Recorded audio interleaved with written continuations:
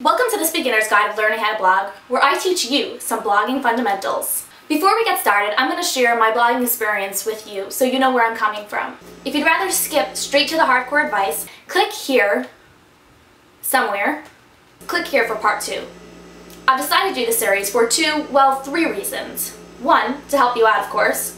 2, as sort of catharsis for me.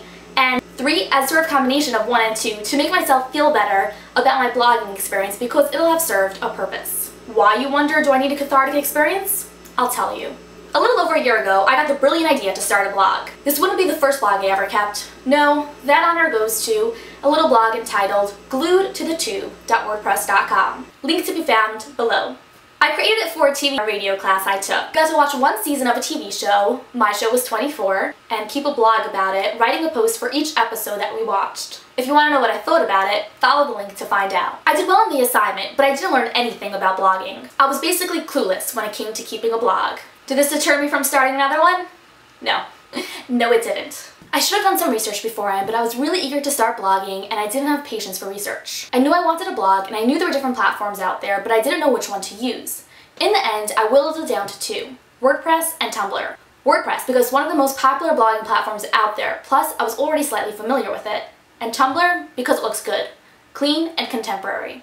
FYI, I've since learned that Tumblr is good for microblogging, which basically means that the content is shorter. Twitter's another example of microblogging. I decided to create accounts with both of them and see which one I liked better. At this point in my life, I had just finished a long marathon of watching and reading Lord of the Rings, twice. Naturally, I decided to name my blog something Lord of the Rings related. I came up with I Know What Hunts You, which is a quote by Aragorn. He asks Frodo if he's frightened, to which Frodo replies yes, and he says, not nearly frightened enough. I know what hunts you. Links to both blogs are once again down below. My WordPress blog has stories and poems that I've written, as well as reviews on movies, books, and TV shows, and other random stuff.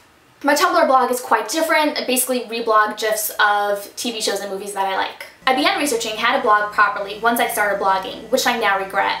If there's one tip you take away from this, it would be set a trial period of any length of time for your blog. You can test out the inner workings of different blogging platforms and see what works for you. Obviously, I didn't do this. I just kept plugging away at it as I went along.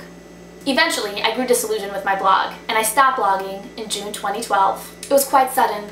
I actually still have drafts in my dashboard that have never been published. But along the way, I picked up tips that I'll share with you in the hopes that my 10-month blogging experience has served a higher purpose. Note that while most of what I'm going to say can carry over to any blogging platform, I'm coming from a WordPress mindset. That said, check out part 2 here, where I lay out rules, tips, and tricks for blogging successfully. Put your own blogging woes in the comments, or if you have any tips of your own, or know of any blogging resources worth checking out, put them in the comments too. Blog on!